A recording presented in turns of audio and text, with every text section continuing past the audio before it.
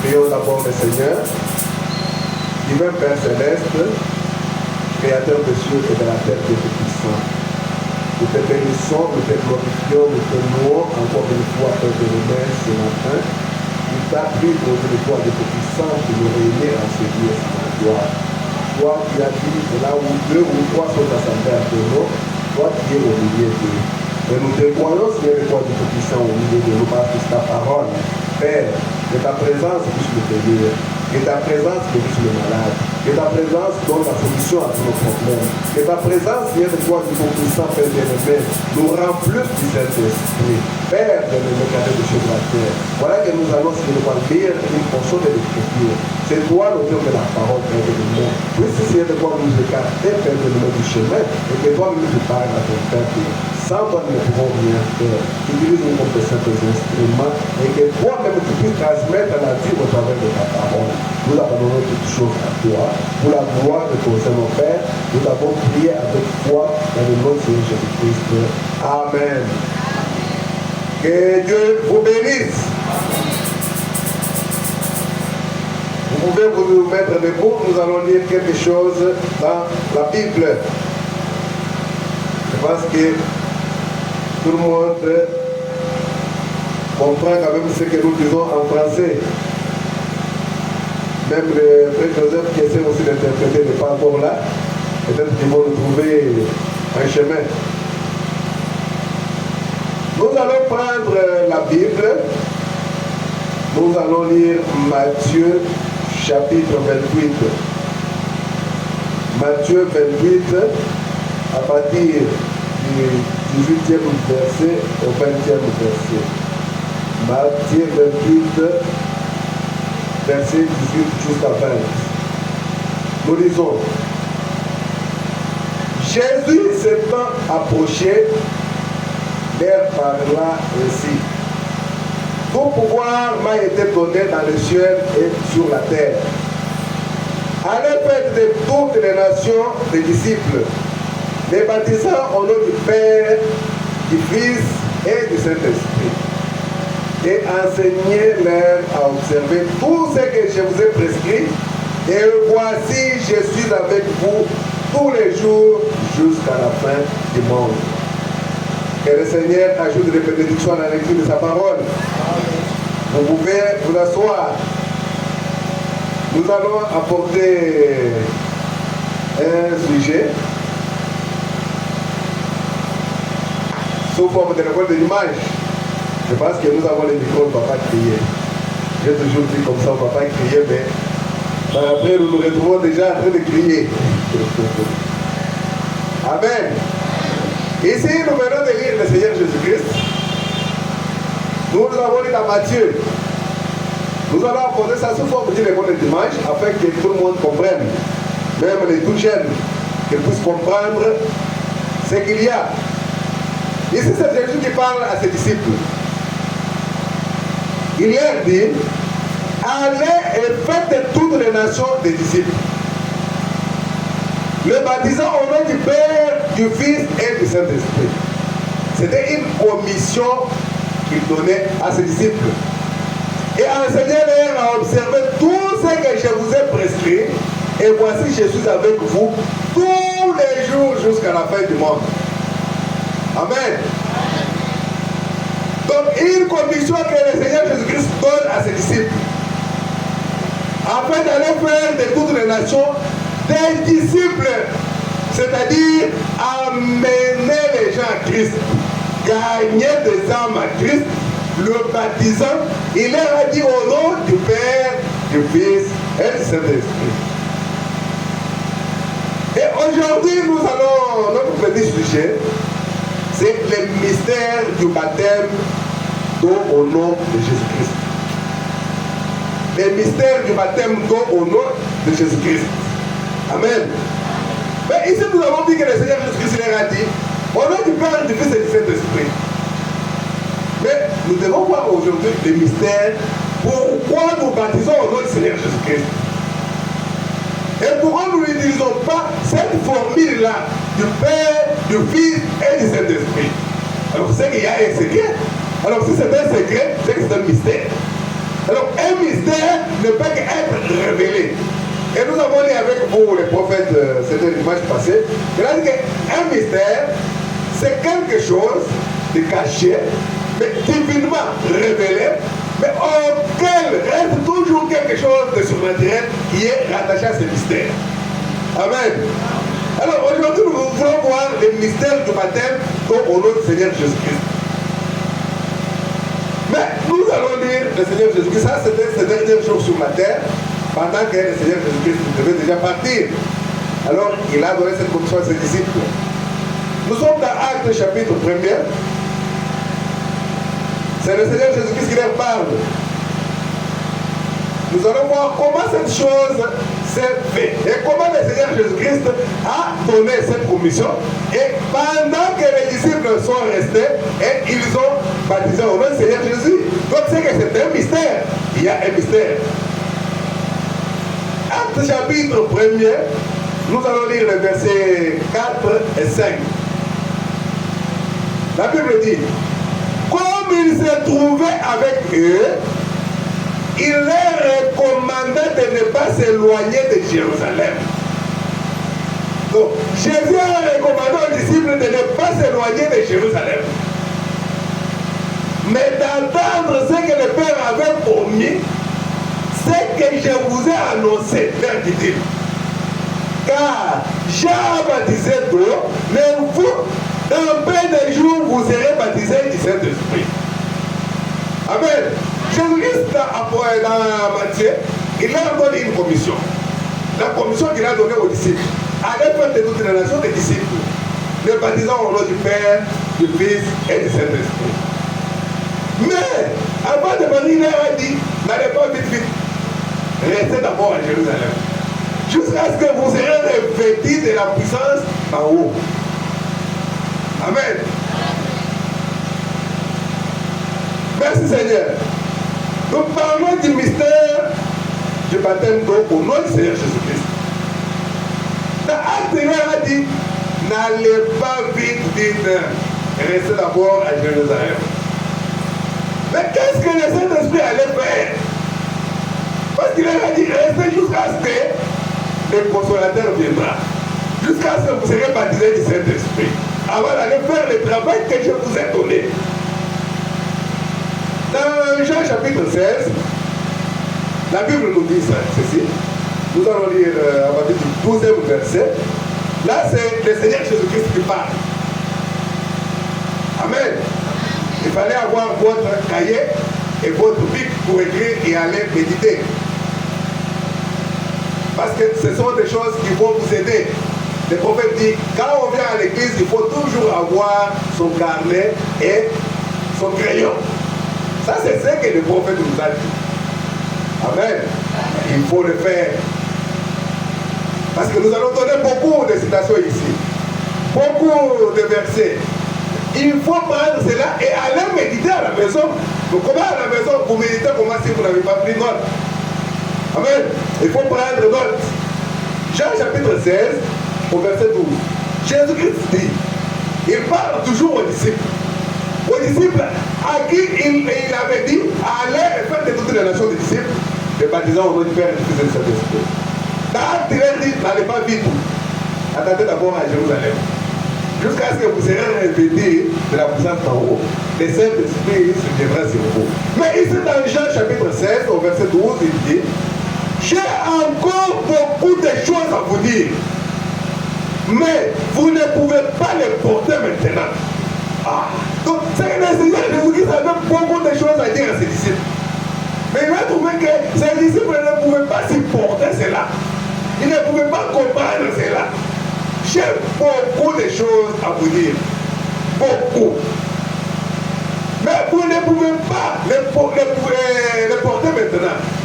Quand le consolateur sera venu, l'esprit de vérité, il vous conduira dans toute la vérité et il ne parlera pas de lui-même, mais il dira tout ce qu'il aura entendu et il vous annoncera les choses à venir.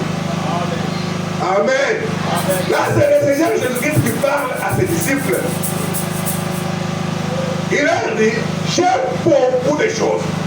Donc c'est même baptisé au nom du Père, du Fils et du Saint-Esprit, il a dit, je ne saurais pas vous expliquer ça maintenant, mais attendez d'abord à Jérusalem. Quand le Saint-Esprit viendra, il va vous conduire dans toute la vérité. Et il vous révélera les choses à venir.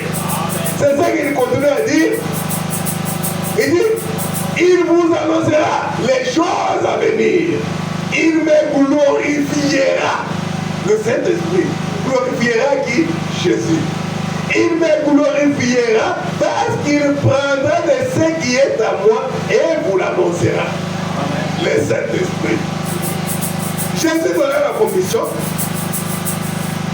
Il dit, attendez d'abord à Jérusalem que le Saint-Esprit vienne sur vous. Et il dit que le Saint-Esprit, dans Jean, il dit, il va vous conduire dans toute la vérité.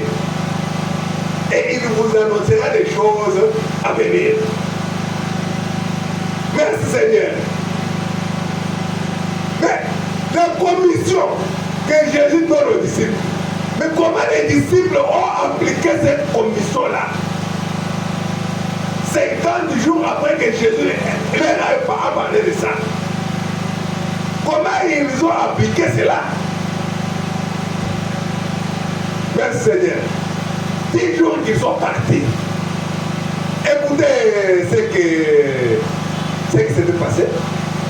Comme le Seigneur Jésus-Christ leur avait demandé de rester à Jérusalem. J'ai dit que je donne ça sous forme de compte d'image. Afin que même les tout petits puissent comprendre l'enchaînement d'idées et ce que le Seigneur voulait communiquer à ses disciples. Il leur a dit de rester à Jérusalem. Mais dans Actes chapitre 2, écoutez ce qu'il y a. Actes chapitre 2, au verset 37. Si vous voulez, vous pouvez commencer par le premier verset pour avoir l'enchaînement d'idées. L'enchaînement d'idées que les disciples étaient dans la chambre haute. Tel que Jésus leur avait demandé de rester toujours en prière et de ne pas sortir de Jérusalem. Et ils étaient là dans la chambre haute où ils se cachaient pendant qu'ils priaient. Et le Saint-Esprit les a discutés comme un va et péché. Tel que le Seigneur avait promis. Amen. Le Saint-Esprit les a dit sur les disciples pendant qu'ils étaient dans la chambre haute. Maintenant, à ce moment-là, ils pouvaient maintenant commencer le travail de Jésus. Le travail que Jésus leur avait donné. La commission de faire de toutes les nations des disciples et de les baptiser. Alléluia. Mais au verset 37, qu'est-ce qui est écrit là-bas? Parce que quand ils avaient reçu le Saint-Esprit, ils n'avaient plus peur. Maintenant, ils descendaient de la chambre haute en train de tituber. Ils titubaient, ils parlaient dans de nouvelles langues. Et les gens de la contrée, ceux qui étaient dans les alentours, ils se sont dit, mais qu'est-ce qui se passe avec ces gens? Nous sommes encore le matin. Ils ont dit du vin ou comment? Ils se sont enivrés. Alors ils veulent voir qu'est-ce qui se passe avec eux. Ils étaient là en train de tituber. Ils marchaient en titubant. Ils n'avaient plus peur.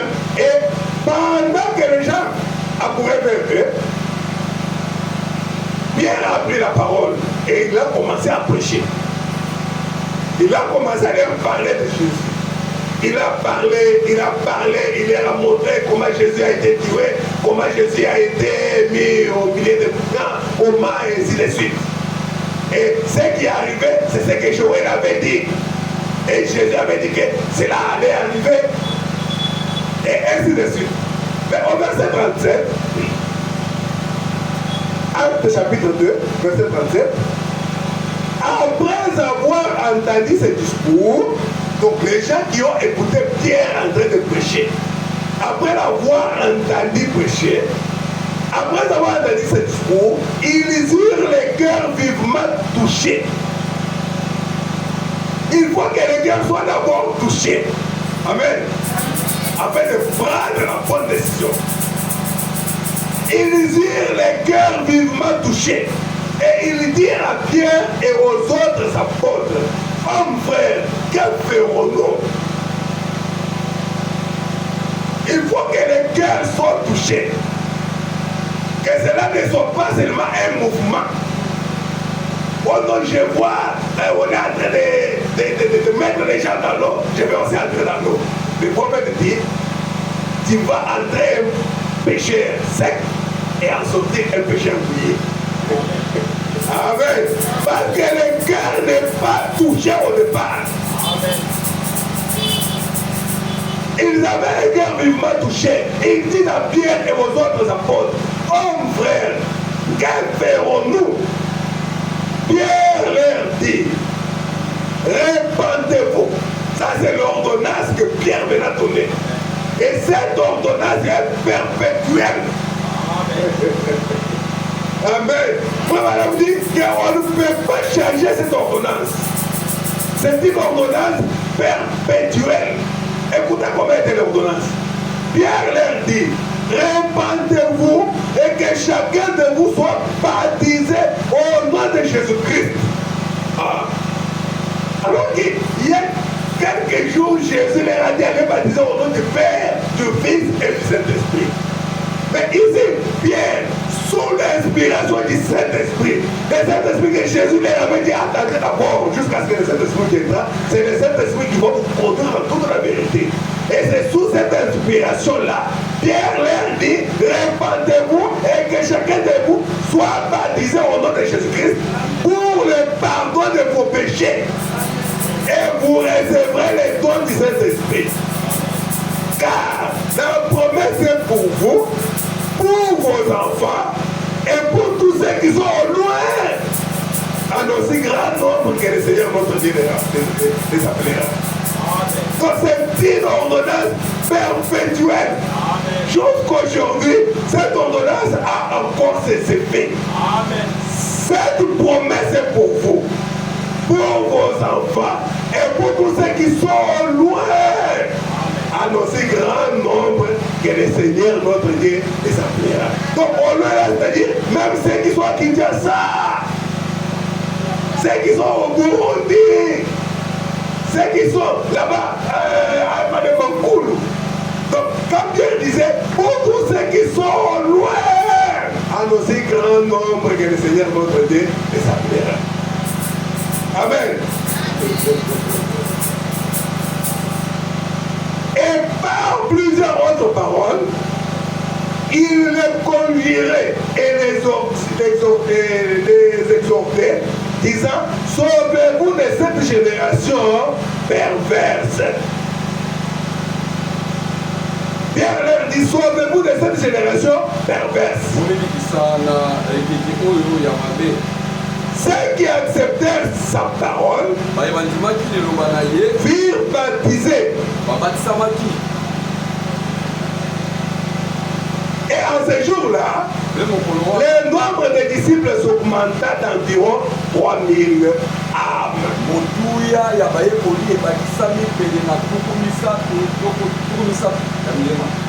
Nous parlons du mystère du baptême d'eau au nom de Jésus-Christ. À la fin de toutes les nations des disciples. Et baptisant au nom du Père, les paroles du Maître lui-même. Mais attention, n'allez pas vite. Restez d'abord à Jérusalem. Restez d'abord à Jérusalem. Jusqu'à ce que vous serez arrivés du Nouveau Testament. Est-ce que vous vous rappelez que je vous avais dit que j'ai beaucoup de choses à vous dire, mais vous ne pouvez pas les porter maintenant. Vous ne pouvez pas les supporter. Mais quand les Saint-Esprit viendra, alors restez à Jérusalem. Sous l'inspiration du Saint-Esprit,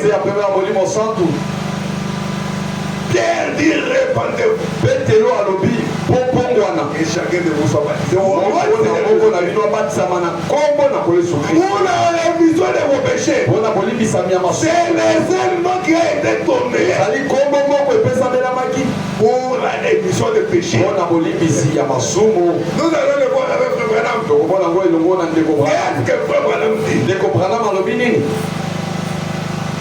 Merci Seigneur. C'est quand les cœurs étaient touchés que les gens ont posé la question. Allons-nous faire, mon frère, que chacun de vous soit baptisé au nom du Seigneur? Est-ce que le baptême est important? Parce que nous parlons du baptême. Si tu n'es pas baptisé, est-ce que c'est important?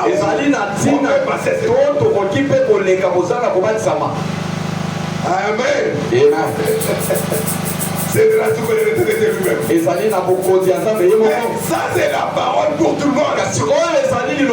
Écoutez, Marc 16, verset 15. Jusqu'à 16. Écoutez, Jésus dit, verset 15, puis il leur dit, allez par tout le monde et prêchez la bonne nouvelle à toute la création. Tel que nous le faisons là, nous sommes en train de prêcher la bonne nouvelle. Verset 16, c'est lui qui croira et qui sera baptisé sera sauvé. Mais celui qui ne croira pas sera condamné. Ça, c'est le Seigneur Jésus. S'il y a la condamnation, c'est une condamnation claire. La personne ne croit pas. Il n'est pas baptisé. Condamné. C'est le Seigneur Jésus qui vient. Et si ce n'est pas bien, on ne peut pas dire que c'est Paul. On dit que non, ici c'est pas moi, c'est pas la volonté, c'est moi. Non, ici c'est le Seigneur lui-même. Allez prêcher la bonne nouvelle. C'est lui qui croira et qui sera baptisé sera sauvé. C'est celui qui ne croira pas, c'est qui ne sera pas baptisé, condamné.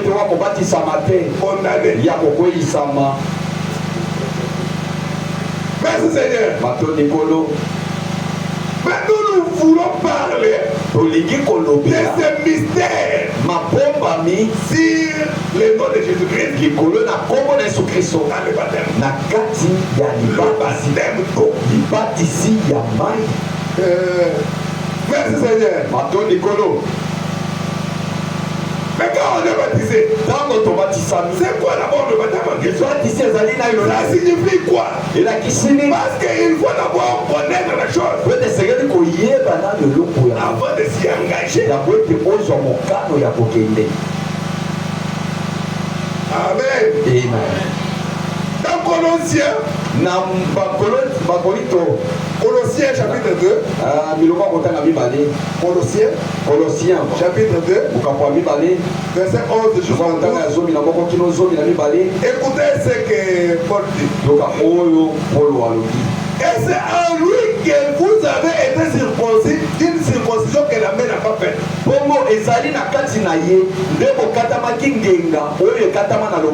Ici la circoncision, ici il s'agit du baptême du Saint-Esprit.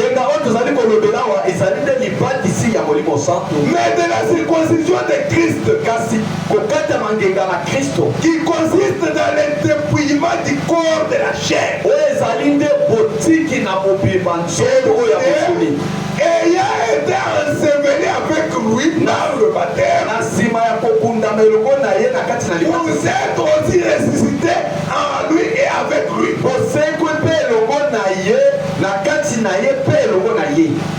Donc, Paul nous dit, quand nous sommes baptisés, vous êtes ensevelis avec Jésus.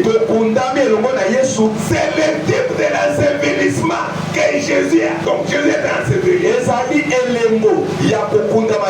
Donc tu montres que tu veux mourir à cause de toi.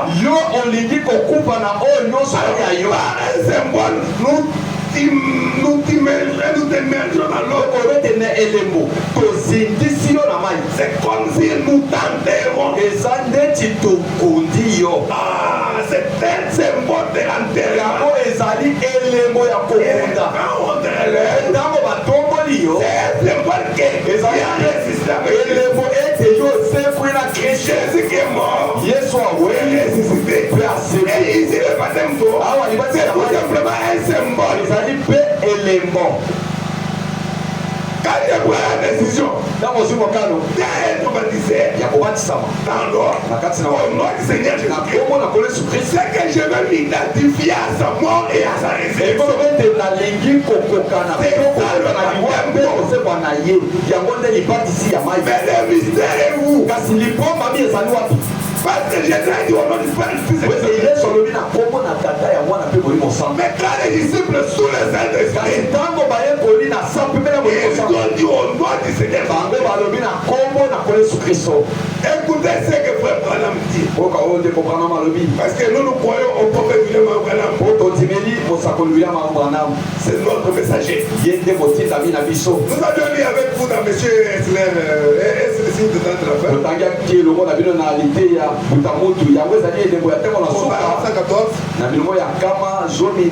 Là où il dit le message du septième ange. Ce message-là, c'est révéler le mystère. Il est pour le mystère de Dieu. Paragraphe 114. C'est le septième ange qui a fait ce genre de message. Remarquez son genre de message. C'est d'accomplir tous les mystères de Dieu qui sont écrits dans les livres. Le septième ange met fin à tous les mystères. Ils sont restés en suspense. Le septième ange les réunit et me fait au mystère. Si nous avons le baptême fait, il y a un mystère. Cela doit être révélé par le septième ange. Le baptême au nom du Seigneur Jésus-Christ, c'est un mystère.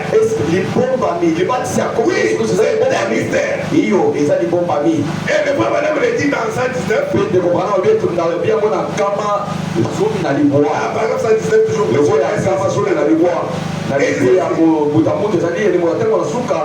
Le mystère du baptême du Saint-Esprit sans sensation. Mais la personne de Christ accomplissant à vous les mêmes œuvres qu'il avait faites. Le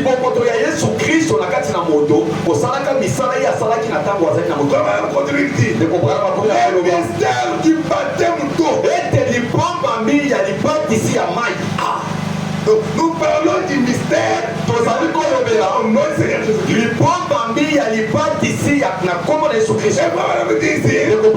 mystère du baptême d'eau est un unitarisme extrême à changer en des titres Père, Fils et Saint-Esprit.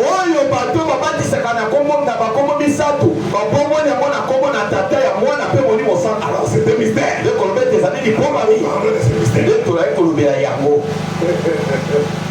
Merci Seigneur.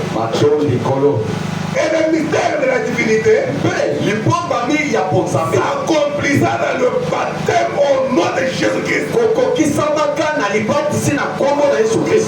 Nous allons voir comment ce mystère de la divinité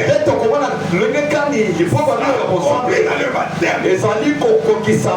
Alors c'est que le baptême au nom du Seigneur. Selon les livres d'Apocalypse, et l'église en ce temps devait recevoir. C'est un mystère. Merci Seigneur. C'est une préoccupation qui peut venir dans la tête de tout.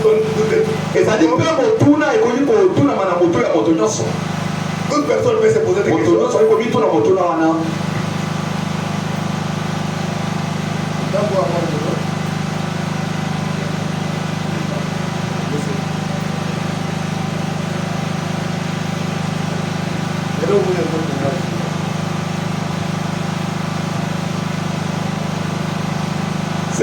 question qui peut être posée par beaucoup.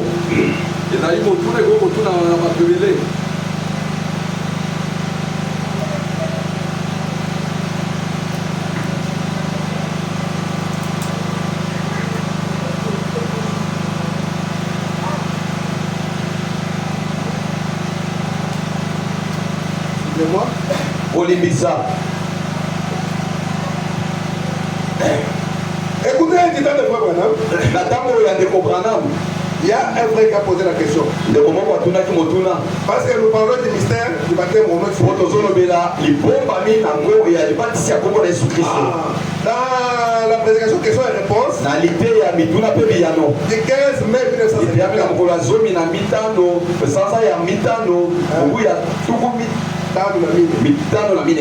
15 mai 1954.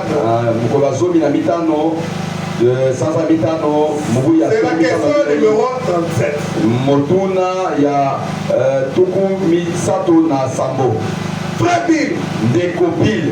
quel est le faux baptême dont vous parliez hier soir? Libat ici oya lokuta oya ozako lo balobi na poko ezali nini? Est celui d'eau ou d'esprit? Ezali oyo ya mai to oyo ya molimo. Explique-nous un peu. De comprendre limbo na sona. Le baptême dont tu nous as parlé hier. Bongo libat ici ya lokuta lo baki na biso lobi. C'est celui d'eau. Ezali oyo ya mai d'esprit. To oyo ya molimo. Si c'est celui d'eau, soit que ezali oyo ya mai. Vous avez dit que c'est au nom de Jésus-Christ. Yo, olobaki ezali na kombo na Yesu Kristo. Pourquoi Matthieu 28, 19 kasi mpona nini Matayo mokapo ya tuku mibale na mwambe elobi Père, Fils et Saint-Esprit. ete tata mwana mpe molimo santu. Veuillez expliquer cela. limbolela biso yango ndeko Branham. Amen. Amen. Explique-nous cela. limbolela biso yango. Le baptême au nom du Seigneur. libatisi na kombo na Yesu Kristo. Et c'est que Matthieu 28 dit oyo Matayo tuku mibale na mwambe elobi tata mwana mpe molimo santu. Écoutez, boyoka ndeko Branham azoyanola na bilongo ya kama mibale zomi na motoba. Vous voyez, omoni vous comprenez mal cela. bozali kososola mabe makambo molingami. C'est l'unique Dieu dans 3 dispensations. ezali bobele nzambe moko kasi na misala misa. La dispensation de la paternité, ya mosala ya botata, de la filiation ya bomwani et du Saint-Esprit. oyo ya molimo C'est le même Dieu. ezali mpe nzambe moko. Et quand il a dit, ntango ya lobi allez baptiser-les bokende au nom du Père, du Fils et na du kombo ya Saint-Esprit, tata ya mwana mpe molimo santu. c'était Jésus-Christ. ezalaki nde Yesu Kristo. Nous allons le voir. tokotala Comment serait Jésus-Christ? lolenge kani yango ezali Yesu Kristo. Comment on dit que c'est Jésus-Christ? ndekobranam obi ete eza Yesu Kristo. Et c'est pourquoi nous baptisons au nom de Jésus. mpe ntina tozali kobatisa na kombo na Yesu Kristo. C'est pourquoi nous baptisons au nom de Jésus. mpe ntina tozali kobatisa na kombo na Yesu Kristo. La première fois que le baptême ait jamais été mentionné dans le Nouveau Testament, mbala liboso oyo libatisi ekomamaki na makala ezali libatisi ya Yohane Mobatisi. vous voyez, omoni il vous faut avoir esengeli na bino les choses en ordre kozwa makambo na lima sur la divinité na oyo etali bonzambe avant que ça ne soit en ordre sur le baptême. yango ete ekota mpe lima na libatisi. Il faut que l'ordre soit établi dans la divinité esengelani kotia lima na bonzambe avant de parler du baptême. yango olobela libatisi. Il vous faut avoir les choses en ordre sur la esengeli divinité kotia nano makambo na lima avant que ça ne soit en ordre sur le yango ete baptême. makambo tiama na lima na Alors, libatisi. quand il sait ce que c'est que la divinité, ntango yo oyebi bonzambe alors le baptême maintenant ça va. poko libatisi ekozala pete Il comprendra la chose. kososola Parce makambo que Jésus-Christ a dit, ote Yesu Kristo alobi c'est sur la révélation de Dieu. ezali nde na emoniseli na kotonga eklesia na ngai. Écoutez, oyoka la deuxième fois que le baptême était mentionné, mbala mibale libatisi elobami c'était dans Acte 2. ezalaki na misala na bantoma mokambo na Où les gens étaient baptisés au nom de Jésus-Christ. bisika bato babatisamaki na kombo na Yesu Kristo. Là, à la nouvelle église, wana l'eklesa ya yambo les frères to ya m'ont dit, sika après, c'est arrivé chez les Samaritains ndekombrana bete na sima ekendeki na basamaria avec Philippe. na Filipo Et puis, chez Corneille. Il n'est pas Corneille. Les Romains. Roma. Les gentils. Bateau la Nicolo. Au nom de Jésus-Christ. La Congo de Jésus-Christ. Merci Seigneur. Bateau Nicolo. Oh! 10 jours plus tard, Nicolo Somissima. Pierre a dit, répandez-vous et que chacun de vous soit baptisé au nom du Seigneur Jésus-Christ. Le seul moyen qu'ils avaient pour baptiser au nom de Jésus, c'était en amenant les gens à reconnaître qu'il était Dieu. Le seul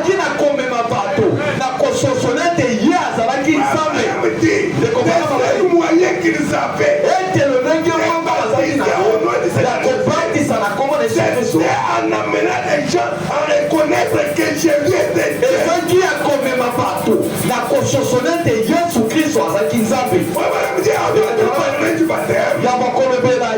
Mettez de l'ordre dans la divinité. Merci Seigneur. Le mystère du baptême de Jésus-Christ.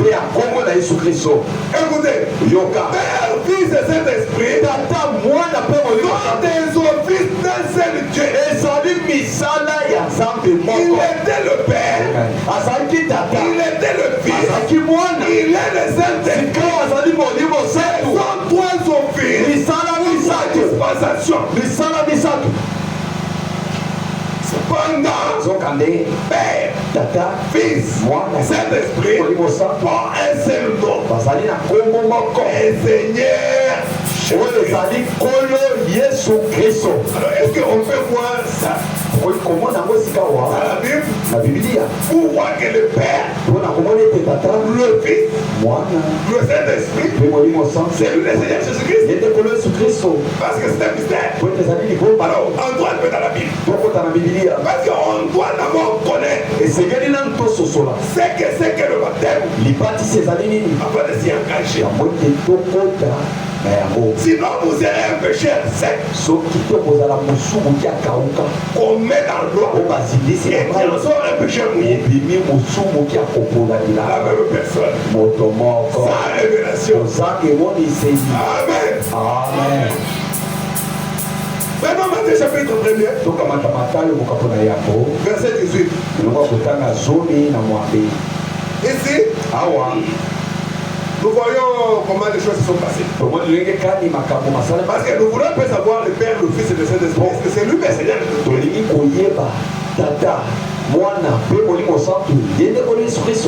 Nous savons que le Père, c'est lui l'Esprit éternel. Tout le monde sait que le Père c'est lui Dieu. Là il n'y a pas d'interversé. Mais Dieu est esprit. Il y a beaucoup d'esprit.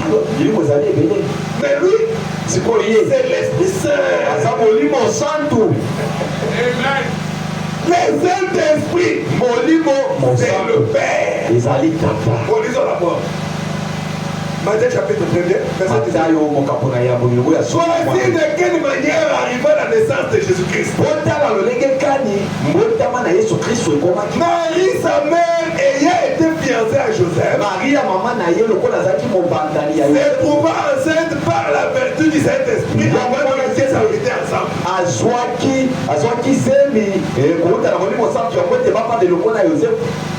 La croissance venait de qui? Ils s'est retrouvé enceinte par la vertu du Saint-Esprit avant qu'ils n'eussent habité ensemble. Joseph, son époux, qui était un homme de bien et qui ne voulait pas la diffamer, se proposa de rompre secrètement avec elle. Il s'est proposé de fréquence de misère. Notre fréquence de misère. Il trouve quelque chose qui ne marche pas. Vous vous séparez secrètement. C'est le pas qui commence à changer. Donc là, tu n'es pas éloigné. Amen. Amen. Là, tu n'es pas un homme de bien.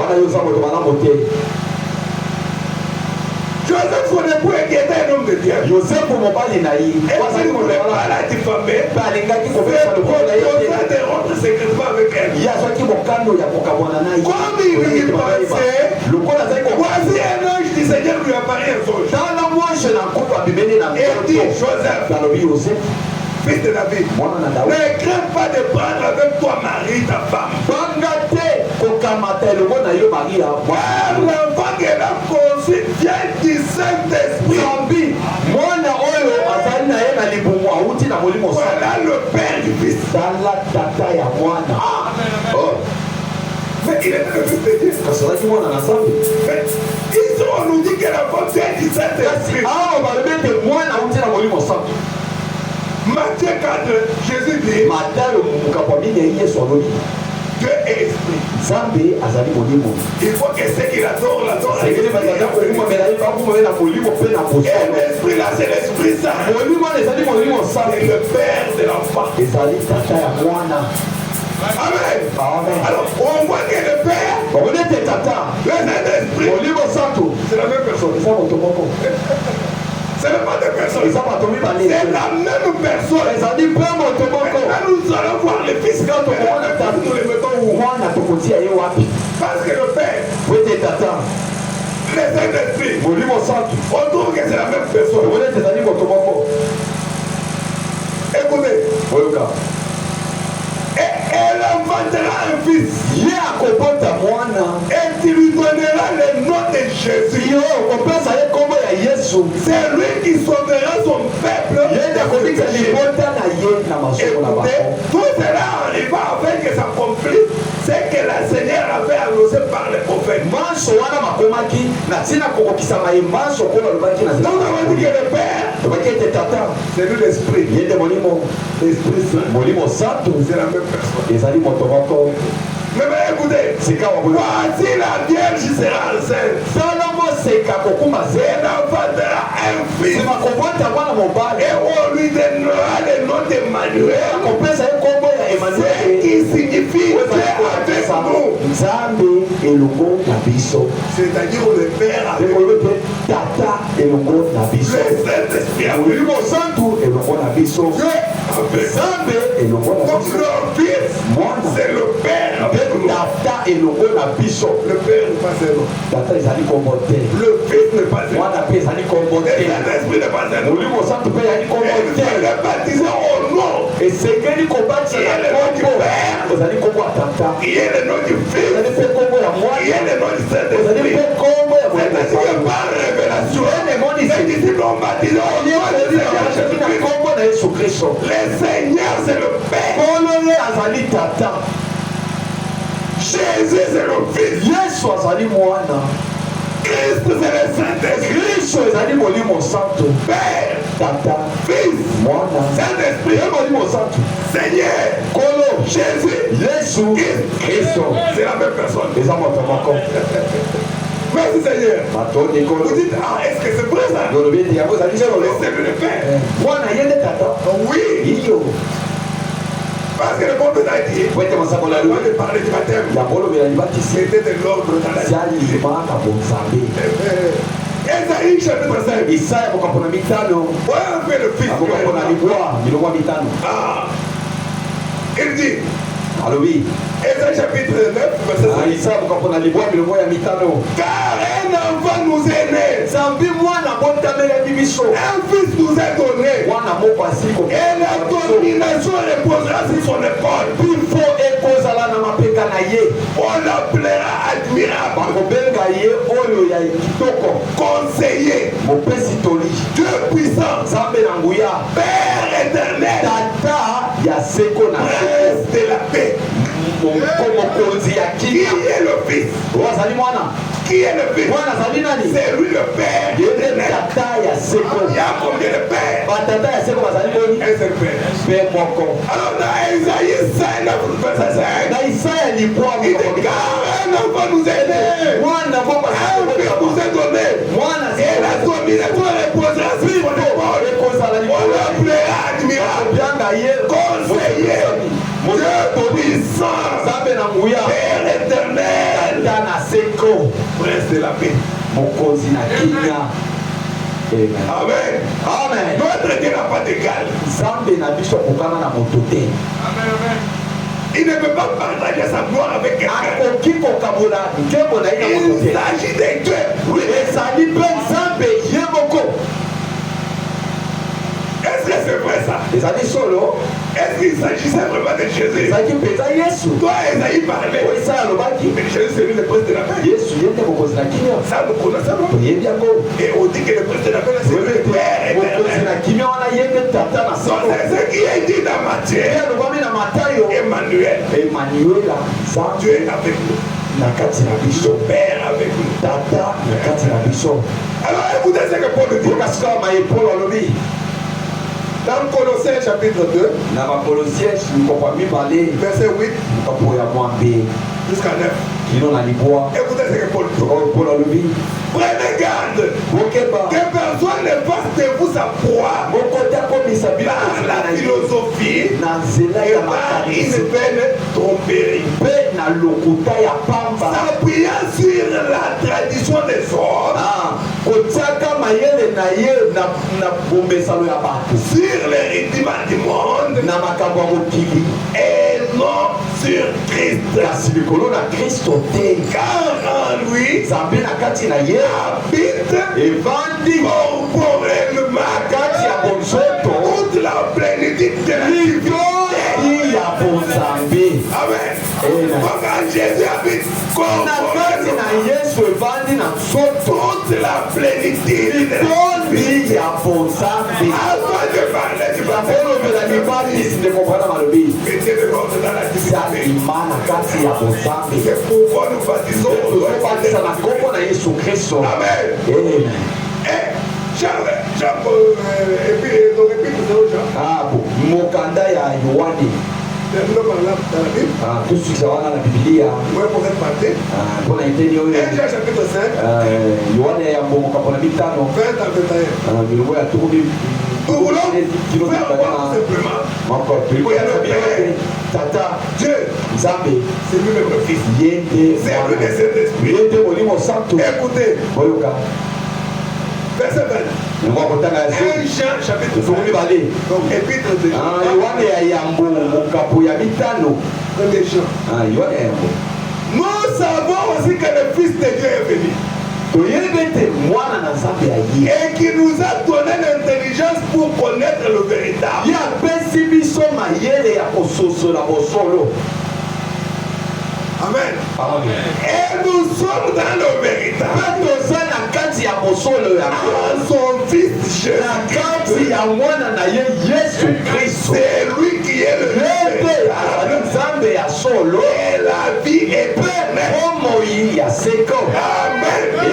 C'est Jésus-Christ qui est le Dieu Yesu Kristo véritable. nde Nzambe ya solo. Et la vie Ye éternelle. nde bomoi ya seko. Mettez d'abord de l'ordre dans la Sana vie lolima na kati na bonsana. avant de parler du baptême. ya kolobela libatisi. Amen. Amen. Et Abraham nous dit Ndeko Branham alobi que Jésus-Christ, ete Yesu Kristo c'est lui le Dieu suprême. ete Nzambe na likolo nyonso. Il dit la première des révélations. Alobi ete emoniseli ya La révélation suprême. emoniseli ya likolo koleka na emoniseli nyonso J'étais du Seigneur. ezali mpo Nzambe ya kolo Yesu Kristo. Et ici nous parlons Awa tozolobela du mystère libombami du baptême d'eau ya libatisi ya au mai nom du Seigneur na Jésus. kombo na Yesu Kristo. Frère Madame dit dans la vision de Patmos, Ndeko Branham alobi na lite ya emoniseli ya nous Patmos. n'avons pas d'autre message. biso toza na sango mosusu te. Nous on répète que so tozongelaka na biso ka mosakoli si tu m'arraches, Frère Madame, tu m'arraches. soki obotoli na Ndeko Branham Oh, je m'assois. napela vai na koteya te Je ne saurais pas. nakoka koteya te Parce qu'après même pour voir que le Fils est le Père éternel, mpona kokota il fallait qu'un aigle vienne mwana nde tata esengeli pomwaya et qu'il ouvre. apomola. Il y a des gens qui se promènent avec la Bible. eza na bato batambola na biblia na lipeka Ils ne connaissent pas cela. bayebi biblia Et te cette Bible-là, il a acheté ça depuis 1970. asomba yango wuta kala Cela est écrit. Mais il ne connaît pas. kasi biso na ye yai komona te Mais il fallait qu'un prophète vienne. esengelaki mosakoli moko aya Madame dit dans la vision de Patmos, wana obe na moniseli ya patimos paragraphe 144, meko kotanga kama De comprendre La plus grande de toutes les révélations. C'est celle de la divinité. Alors, c'est bien. On est à côté.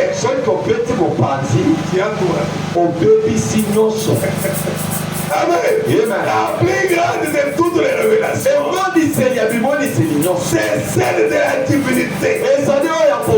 La divinité suprême de notre Seigneur Jésus-Christ. Écoutez ce que vraiment nous dit. Vous ne ferez pas de progrès tant que vous n'aurez pas crié à cela. Amen.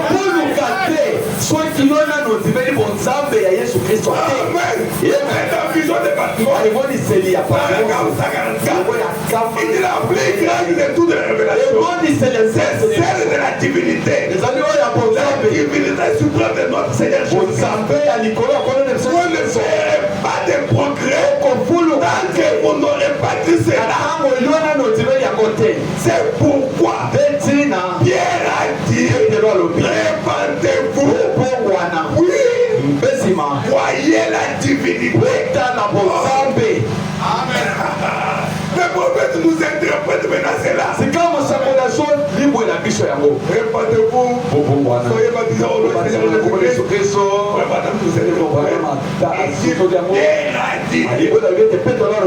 Répandez-vous. Oui. Voyez la divinité. Alléluia. Ça c'est l'interprétation des lettres. Le baptême au nom du Seigneur Jésus-Christ. Ça montre que nous croyons que Jésus-Christ est Dieu. Soyez baptisés au nom de Jésus-Christ pour le pardon de vos péchés. Alors vous serez prêts à entrer dans l'esprit pour la vraie adoration.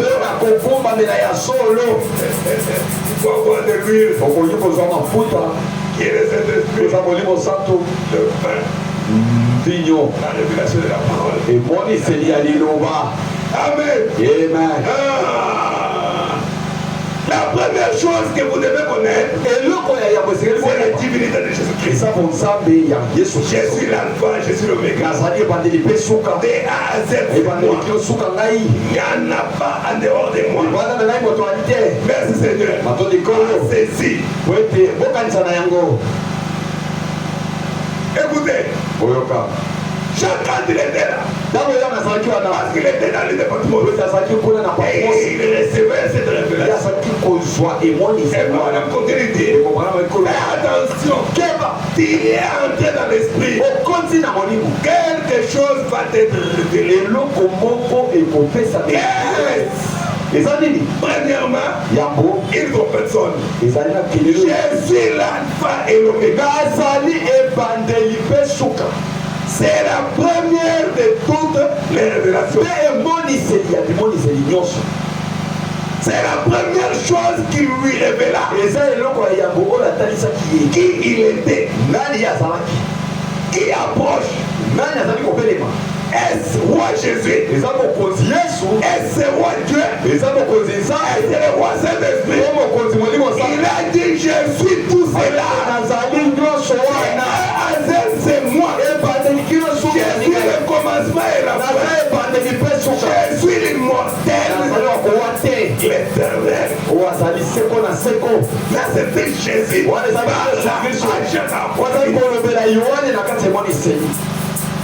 Alléluia. Amen. Merci Seigneur. Est-ce qu'il y a un autre nom? En dehors de celui de Jésus. Il n'y en a pas.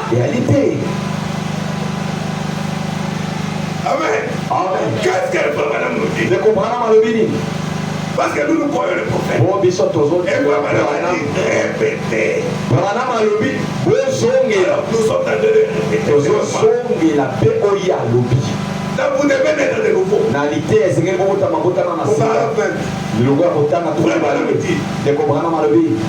Écoutez, nous venons maintenant dans la présence du Dieu vivant. Solennellement et avec crainte de sa personne. Nous venons au nom du Seigneur Jésus. Sachant que nous ne pourrions pas venir en disant maintenant Père, voici William Branham ou Orman Neville ou n'importe qui, sans être envoyé aussitôt. Frère Branham dit, nous venons auprès du Père au nom du Seigneur Jésus-Christ. Sachant que si j'amène un autre nom, Père, je viens au nom de Frère Branham, je viens au nom de Orman Neville ou de n'importe qui. Frère Branham dit, il sera aussitôt renvoyé. Mais dès de l'ordre de la divinité, avant de parler du baptême, sans être renvoyé aussitôt. Mais nous avons l'assurance. Parce qu'il a dit, quoi que ce soit que vous demandez à mon Père, à mon nom, et là vous sera accordé. Ainsi, je ne crois pas que je pourrais obtenir quoi que ce soit à mes servants de mon nom.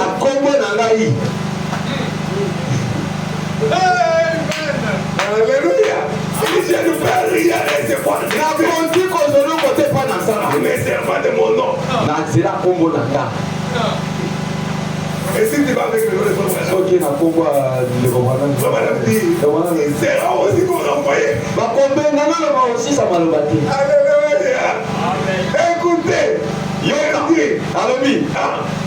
mais je sais que je me sers de mon fils, j'obtiens alors ma requête. Car c'est en lui que je crois, c'est en lui que nous vivons et que nous existons. Et nous sommes reconnaissants ce matin à Dieu pour tout ce qu'il représente pour nous. C'est là toute notre vie et toute notre existence.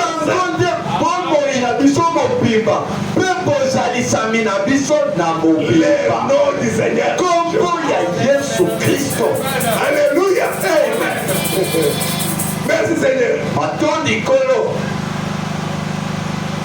Merci au Dieu.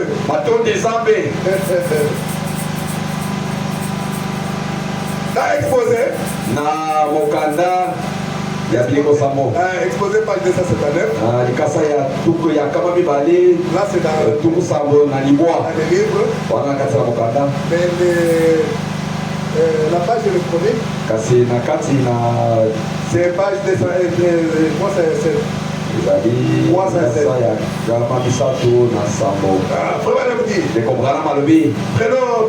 prenons la partie B. Bien sûr, nous savions qu'il était Dieu. Sans cela, comment pourrait-il être notre sauveur? Mais savoir qu'il était le seul Dieu, pour rien d'autre que Dieu, il était l'alpha et l'oméga. Que Jésus était à la fois Seigneur et Christ. Étant Seigneur, Jésus-Christ, le Père, le Fils, le Saint-Esprit, les tout en une personne.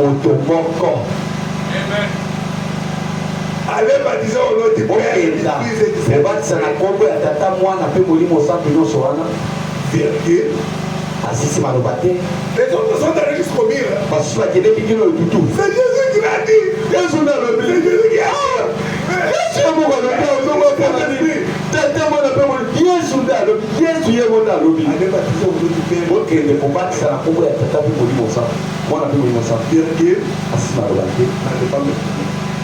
okende mbangu te oza na Yerusalemu ozala kuna na Yerusalemu oyelisa te wana molimo oza tokoya ye nda kotelisa bino makambo naye na makambo ye koyebisa bino sikao ntango molimo oza tokoya wana bokososola makambo oyo kombo ya tata ya mwana mpe molimo santo ezali nkolo Yesu Kristo.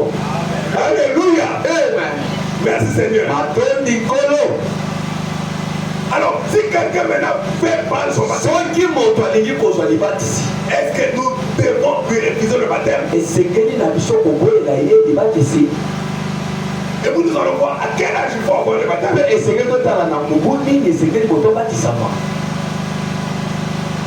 Si Jesman était là, et moi j'ai besoin d'avoir d'être baptisé. Tu as compris toi. Petit.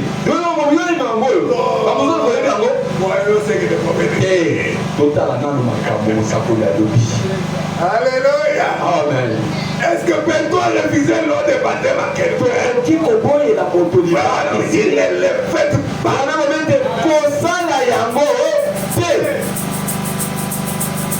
Dans Actes chapitre 8, na milongo na mukanda ya misala matoma milongo ya milongo ya tukumi bali na motoba à partir du verset 26, milongo tukumi bali na motoba c'est l'histoire de l'unique éthiopien. yango ezali lisolo ya motango ya Ethiopia. Si vous lisez là, l'unique éthiopien était allé à Jérusalem pour aller prier. Maintenant, il revenait de là, rentrant chez lui en Éthiopie. Chemin faisant, il lisait la Bible du prophète Esaïe sur le chemin. Mais ils ne pouvaient pas comprendre de quoi il s'agit. Alors qu'il venait de prier. C'est ainsi que Jésus disait à vous adorez ce que vous connaissez. C'est que les gens peuvent adorer Dieu.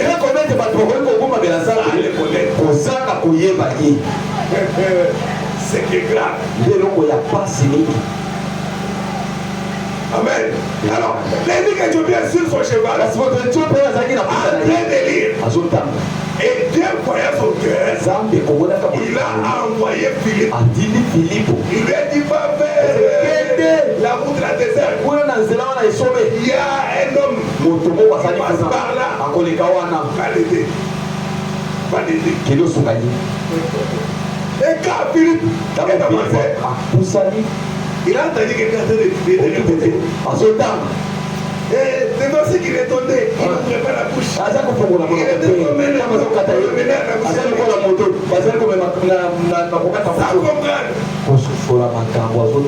Alors Philippe s'est approché. Il lui a dit, est-ce que tu comprends ce que tu dis là? Tu comprends ce que tu dis là? Il dit, mais comment puis-je comprendre si personne ne me l'explique? Tu connais de qui on parle ici? Monte alors ici. Et vous allez commencer à lui parler. Chemin faisant, c'est la entrée réellement. Il lui a parlé du baptême. Et mon soeur, arrivé quelque part, ils ont dit l'eau. L'ennemi éthiopien a dit, si on peut aller, on peut prendre même mon numéro. Bon. Prenons verset 35. Acte 8, 35. Alors, Philippe ouvre la bouche et commença par ce passage. Philippe la bonne nouvelle de Jésus. Comme ils continuaient leur chemin, ils rencontrèrent de l'eau. Et l'énuque dit, voici de l'eau. Qu'est-ce qui empêche que je sois baptisé? Il faut que cela vienne du fond du cœur. Comme c'est donc acte 2. Ils avaient des cœurs vivement touchés. Et ils ont dit à Pierre et aux autres apôtres, hommes frères, que faisons-nous? Il faut que le cœur soit touché. Amen. Amen. Philippe dit, si tu crois de tout ton cœur, cela est possible. L'énigme répondit, je crois que Jésus-Christ est le Fils de Dieu. Il fit arrêter le char. Philippe et l'énigme descendirent construire dans l'eau. Et Philippe baptisa le Amen. Amen. Est-ce que toi le physique de baptême? Non. D'ailleurs Jésus dit dans Luc 15, il y a de la joie au ciel. Car il s'est c'est question de repentance.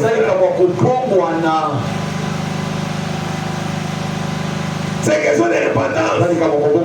Il y a de la joie. Et c'est moi Zali. Et frère Branham dit, si la parole est prêchée, et que vous sentez que vous êtes prêts, vous vous repentez, vous savez arranger et faire des promesses. Et Seigneur, je prends cet engagement et je vais arranger avec mon frère dès que je vais le voir. Que pour le moment, je veux que je sois baptisé. Je regrette ce que j'avais fait à mon frère. Son bain que j'avais pris, j'arrangerai cela. Et Seigneur, je prends la ferme décision de vivre que pour toi. Il faut que cela soit par révélation.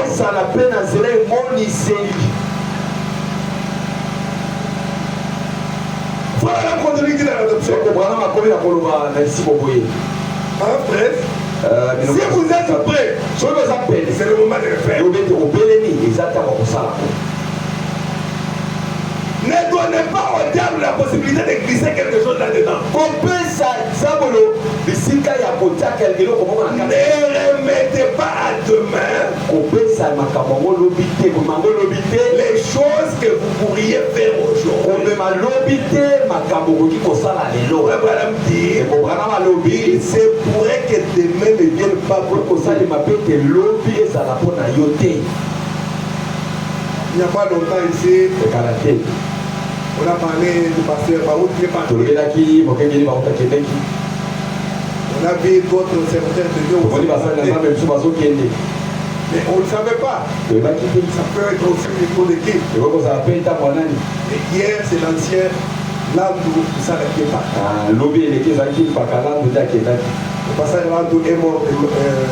C'était hier, aux États-Unis toujours.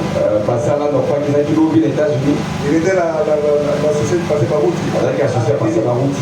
Il est mort à la trentaine.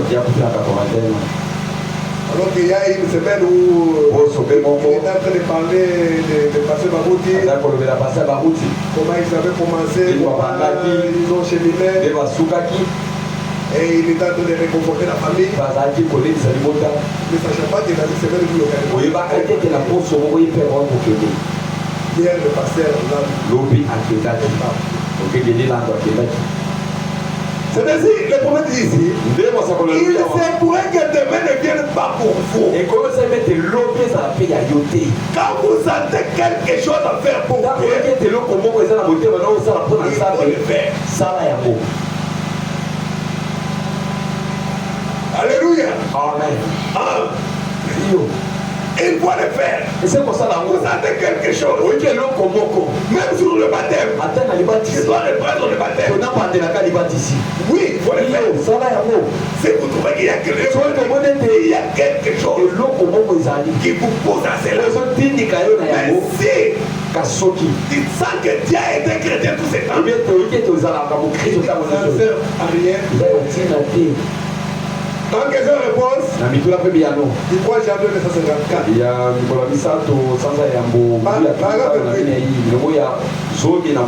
a quelqu'un qui pose la question.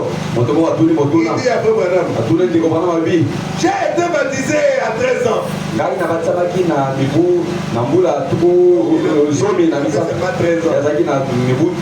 Dois-je être baptisé à nouveau? Écoutez, madame dit, si vous avez été chrétien depuis l'âge de 13 ans, un croyant en Christ, moi à votre place, je resterai ainsi. Je le ferai donc pas. Si Dieu vous a béni et vous a donné les Saint-Esprit depuis lors, et le baptême est tout simplement un symbole pour montrer au monde ou à l'assemblée dont vous faites partie que vous, devant des témoins, vous prouvez que vous avez cru que Dieu a envoyé son fils et qu'il est mort, qu'il est ressuscité le troisième jour. Et que vous avez été enseveli en lui et que vous êtes ressuscité pour marcher à nouveauté de vie. Ah, c'est ça le baptême. Et ces mêmes gens qui vous ont vu lorsque vous avez été baptisés vous rencontreront au jugement. Alléluia. Amen. C'est pourquoi il faut avoir une révélation. Oh mais comment vous chassez comme ça? Dieu est vraiment.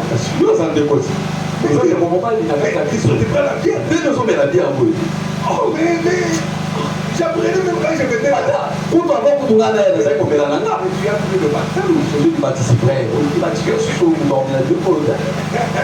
Donc ceux qui t'ont vu, ils te donnent un jugement. Oui.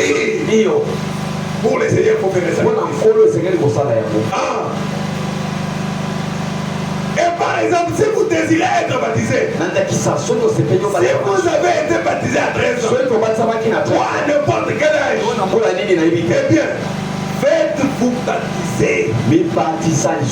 Si c'est quelque chose qui se tient sur votre chemin, faites-vous pour le baptiser. Le prophète Antonin, il dit, si il est resté chrétien, mais si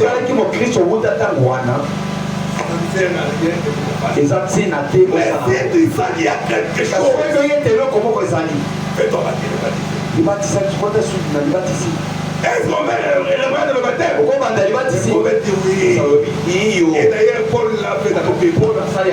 Il a rebaptisé des disciples. Alléluia. La question réponse du 3 janvier 1954. Dans la Bible, il y a une seule écriture où les gens ont été rebaptisés. Et c'était ceux qui avaient été baptisés par Jean-Baptiste avant la venue du Saint-Esprit. Et Paul dans Acte 19, au verset 5, il avait dit qu'il devait être au nom de Jésus-Christ, afin de recevoir le Saint-Esprit. Si vous lisez la Acte 19, à partir du premier verset, il y a cette histoire-là. Parce que Paul leur a demandé, vous avez reçu le Saint-Esprit depuis que vous avez reçu. Les disciples là ont dit non, on n'a même pas entendu parler de Saint-Esprit. Et Paul leur demande, et quel baptême avez-vous baptisé? Non, c'est Jean-Baptiste qui nous avait baptisé. C'est lui qui avait baptisé Jésus. Paul dit non, je vais vous rebaptiser. Et il les a rebaptisés. Est-ce qu'on peut encore avoir un baptême? Oui. Si on sent qu'il y a quelque chose. Amen. Amen. On termine dans 5 minutes. Le reste, on pourra avoir ça le dimanche. Le dimanche, je pourrais poser quelque chose pour nous préparer à commencer l'équipe de la semaine. Donc, la deuxième quinzaine du mois de juillet, nous reprenons le cours de l'équipe de la semaine. Alors, on en parlera le dimanche. Qu'est-ce que le prophète a dit? Écoutez, Frère Madame dit ceci. La question-réponse du 3 janvier 1954. Paragraphe 42. Il dit maintenant, vous ne devez pas nécessairement être baptisé pour recevoir le Saint-Esprit. Parce que vous pouvez recevoir le Saint-Esprit dès que votre cœur est en ordre. C'est ainsi qu'il a pris l'histoire chez Corneille. Ils ont reçu le Saint-Esprit avant qu'ils ne soient baptisés. C'est alors que quand on a appelé Pierre, on a commencé à les juger par ses frères. Jean-Jacques et les autres. Pierre a dit, pour nous refuser l'autre baptême à ceux qui ont reçu le Saint-Esprit. Parce que Pierre, pendant qu'il parlait, il recevait le Saint-Esprit. Et Abraham dit, c'est ainsi avec les gens. Alléluia. Il dit, si votre cœur est en ordre, vous pouvez l'avoir. Mais ensuite, dans Acte 10, Dieu s'est retourné et a donné aux gens le baptême du Saint-Esprit avant même qu'il ne soit baptisé. Voyez-vous, cela dépend de l'état de votre cœur. Alléluia. Amen. Alors Pierre dit, peut-on refuser l'autre baptême à ceux qui ont reçu le Saint-Esprit? Voyez-vous, il les obligea à être baptisés au nom de Jésus. C'est le seul nom par lequel on doit avoir le Saint-Esprit. C'est la montre de Jésus et Dieu.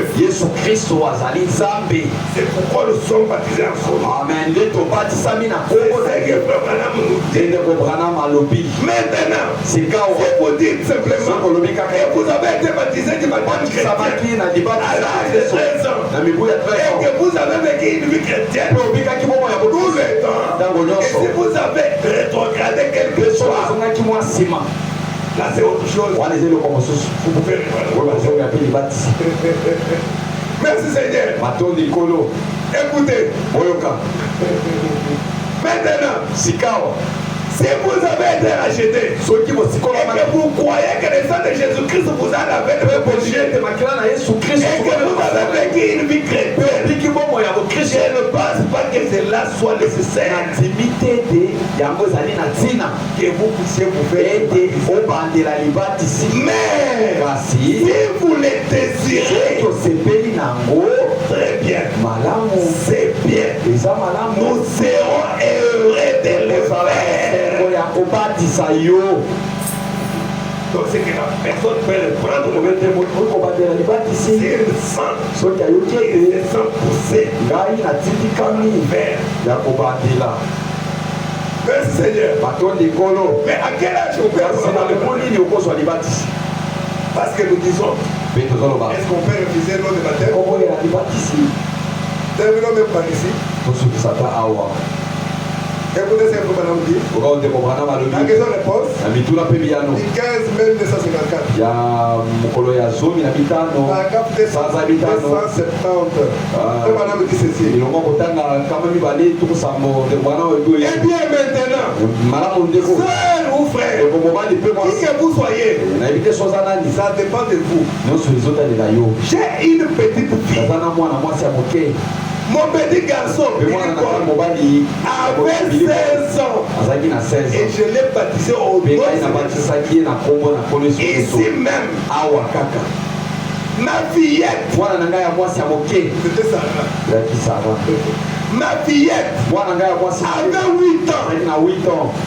Elle avait quel âge? C'est moi qui parlais de Ismaël. Je disais, oh mais je sens que je dois prendre mon baptême.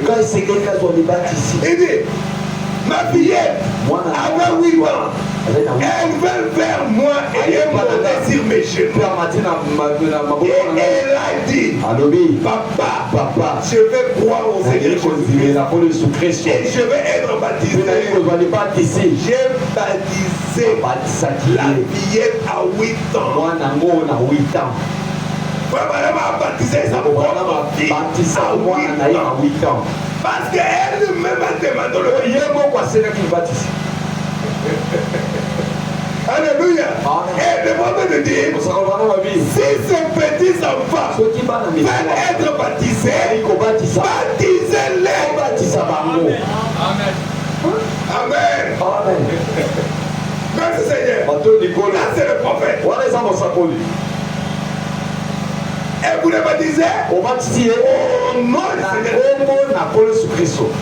Parce que c'est le seul nom qui a été donné et cela montre que Jésus-Christ est notre Dieu. Merci Seigneur. Alléluia. Amen. Alors, les jeunes pourront être baptisés comme ça. Si on ne leur parle pas de Dieu, si tu n'invites pas quelqu'un, on verra ça prochainement. Vous devez amener quelqu'un à la prière. Et le prophète dit, si vous ne le faites pas, vous êtes coupable. Et le prophète posera la question pour demander, depuis que vous êtes chrétien, combien d'âmes avez-vous déjà amené au Seigneur? Frère, madame dit, si vous ne l'avez pas fait, vous êtes stérile. Vous ne servez à rien dans le royaume. Alléluia. Appelez quelqu'un. Invitez. Il sera un joyau. Vous savez l'histoire là dont le gouvernement parle. Un monsieur à qui on prêchait, il ne croyait toujours pas. Il a entendu des sermons. Il a entendu il ne croyait toujours pas. Mais un jour, quand on a fait l'appel à l'hôtel, la personne est venue. Le pasteur était curieux de savoir que cette prédication-là qui a touché son cœur. Alors dans l'entretien, parce qu'il faut d'abord, est-ce qu'il comprend ce qu'il veut faire? Est-ce qu'il y a des choses à arranger? Lui montrer si la personne elle veut pas l'engagement. Tu le verras quand tu sortiras de l'eau, tu le verras. Il faut que la personne soit entretenir. Sinon, il ne comprendra rien. Alors, la personne est avec le pasteur. Dis-moi un peu, quel est le sermon qui t'a touché? Non, ok, c'est bon. Quel chant peut-être qu'on va chanter ici? Il a dit non. Ah, mais comment? Il dit non. Au travail, j'ai un collègue. Il prie ici. Et sa façon de vivre, c'est la main. Amen. Alors, pourquoi nous n'amenons pas les gens? Peut-être on se dit, ah si j'ai dit, et toi? Toi aussi. Alors, et toi-même, tu as jamais. Non. Par notre vie, amenez quelqu'un. Amen. Parce qu'il y a la joie au ciel. Il ne sait pas. Et quand l'âme se répand, Jésus a dit, c'est lui qui croit et qui sera baptisé, sera sauvé. Et c'est lui qui ne croira pas, sera condamné. Marc 16, c'est lui qui ne croira pas sera condamné. Et quand il croit, on va l'amener aux autres.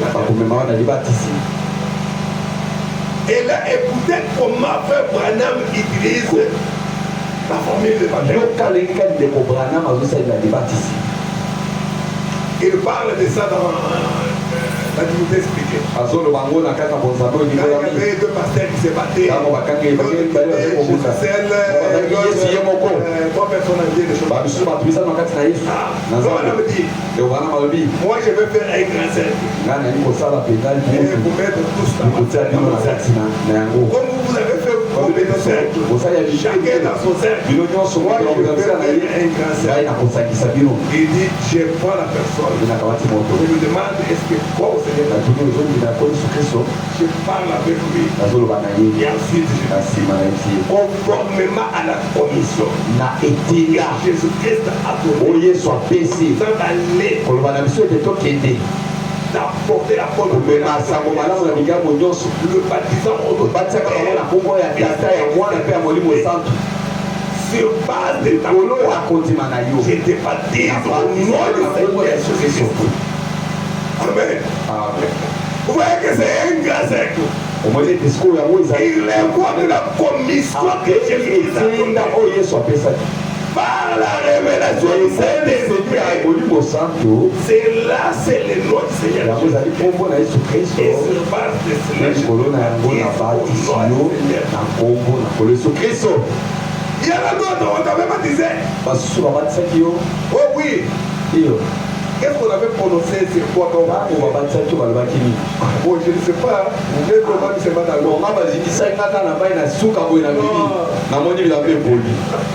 Il faut qu'on te parle, que tu entendes. Parce que la Bible dit, quoi que nous fassions, en acte ou en parole, faites tout au nom du Seigneur Jésus. Le baptême c'est un acte. Et les paroles c'est ce que nous demandons. Je te baptise au nom du Seigneur Jésus. Il faut que tu entendes cela. Il peut avoir invoqué d'autres noms, d'autres histoires.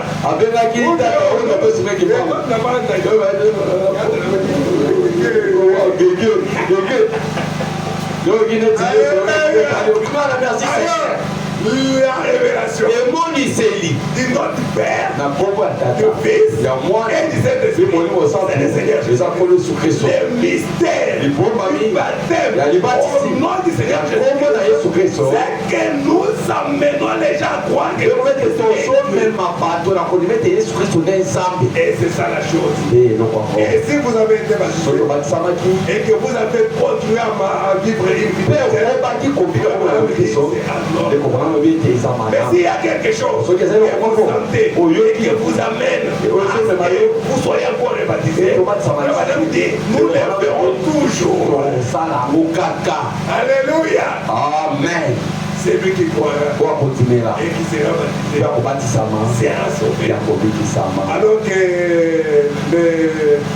les frères chrétiens, Nathan, mon Christian, pour nous acclimater quand même.